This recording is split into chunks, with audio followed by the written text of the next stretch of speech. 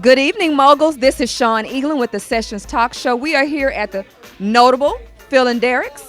It is so gorgeous, guys. The decor in here is to die for. You have to come and visit if you have not yet.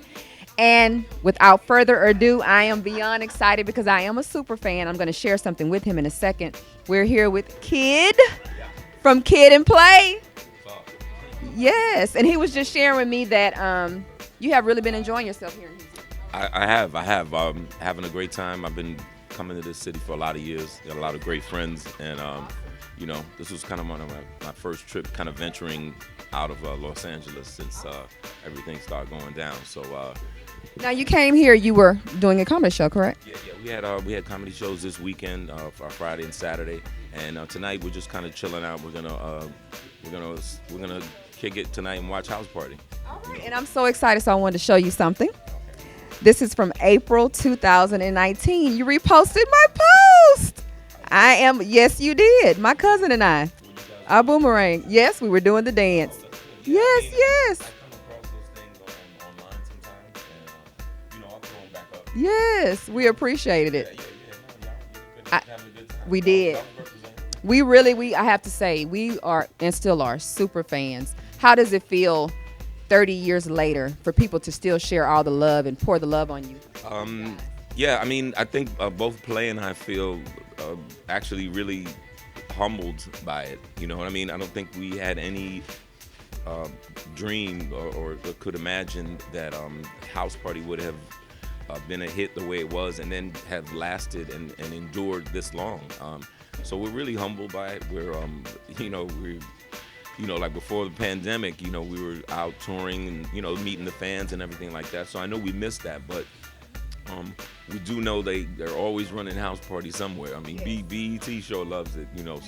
Sometimes they'll play 1, 2, 3 back to back to back. So, but that means people like it. That means that people like it. That means BET and the other outlets are getting their ad revenues, and so that's a wonderful feeling. And I think in times like these, people are kind of leaning back to the old school stuff, the movies, the music, because it reminds them of a simpler time, of a less crazy time. So if people are still putting that and making us a part of their lives, like I said, it's very, very gratifying.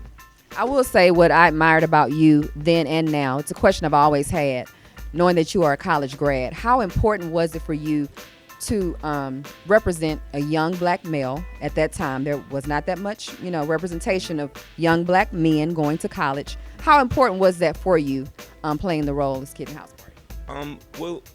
It was weird how the movie House Party kind of mirrored Play and I, our growth, our upbringing and our youth. In my family, my father was Jamaican, so education was like always very, very strong, and it was a priority. So I was that nerd growing up. I was kind of nerdy, and Play was like the cool guy that got all the girls and stuff like that, and I was like the nerd with the thick glasses and the afro and all this and that. So, but we formed a bond together. We had a lot of things. There's a lot of things we didn't have in common, but there were a lot of things we did have in common, and we thought we could kind of help each other, like where each of us had some shortcomings. We thought that the other one could kind of help us. So Play helped me, just learn how to kind of be social and learn how to talk to girls, or just kind of be out there and manage the streets kind of. I'm because I was on a smarty art tip. I tried to urge, Play that he could do that as well. He had some difficulties and bounced around a lot of different schools and stuff like that. But I was here to tell him. I said, look, we can, you can improve that. You can build those muscles up. So the situation, in a House Party in terms of having a really strong father figure. That's what I had. I mean, just like the movie, my mother passed away when I was really young, and my father raised me. So it was tough. So my father, the way I got beat in House Party, that was regular. Yeah, that was yeah. I read this script. I was like, how this is my life? You know what I'm saying? So. Well, I will say this. I am definitely honored, and I'm excited to hear what else you guys have in plan. I guess since as COVID calms down, do you plan on going back on tour or? Well, you know what? I think right now we literally have to play it by ear. I mean, you know, we'd all been doing like really well, touring and whatnot. We've been on this I Love the '90s tour for like the last 4, 5, 6 years. So, you know, and that was, you know, people like Salt and Pepper and Vanilla Ice and Tone Loc and Coolio and Color Me Bad and All for One and Young MC, and, you know, all these different type of groups. So, and obviously that's come to a halt right now. So, you know, we'll have to see what happens on the touring tip. I think this is a time where we have to kind of get creative.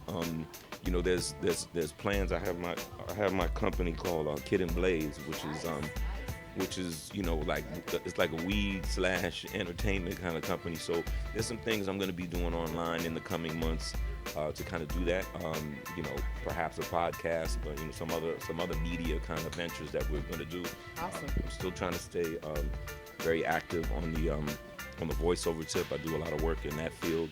So yeah, this is a time where, you know, you really have to kind of be really creative and so we'll see. And Play, they didn't stop the collecting. They ain't stopped collecting, right? But and you know, Play is you know, doing a lot of his own adventures, you know, on the documentarian side of things, you know, and you know, the public speaking that he does as well. So you know, and you know, we always stay down. We're always plotting and planning. And I think the fans, I can speak for the fans. That's one of the things that we respect about you guys. You guys have kept the love, kept that bond, which is really. It's weird. I mean, we've known each other since we were like 12 and 14. Yeah, and I think over the years, look, we've always had respect for one another. And it was amazing the journey that we had, and it was great that we had each other. You know, I don't know that I would have made it the same way without him. You know, without the two of us together. And it was the game was so new then that it was really, really helpful to have your homeboy with you to navigate this. And to this day, you know, like I was on the phone with him the other day. We were talking about, you know, this, that, and the third, and just, you know, just checking up on each other. You know, he lives in Florida. I live in Los Angeles. But we just try to stay down and stay in touch. You know, you know, we're like an old married couple. You know, we know how to give each other space sometimes. You know what I'm saying? But like I said, at the end of the day, there's always a level of respect. And like I said, there's certain things that each one of us are really good at, and then the other one trusts the other one to navigate it and to lead on that. You know, if it's some artistic, creative stuff or whatever, I let Play take that because he's supremely qualified. And if, you know, from back in the days, if it's on the music tip, if it's on the lyrics and things like that, that's my domain. So, you know, that's how we've been able to get things done over the years. Well, we definitely respect that. I want to say that I honor you. You are a hip hop icon. The love will always be there for you guys, honestly. And so I want to give you your roses now, but I thank you for all that you've given us. I do. And thank you for this. Thank you for this time. So, guys, thank you for viewing and zooming in. We'll definitely be right back with you. All right.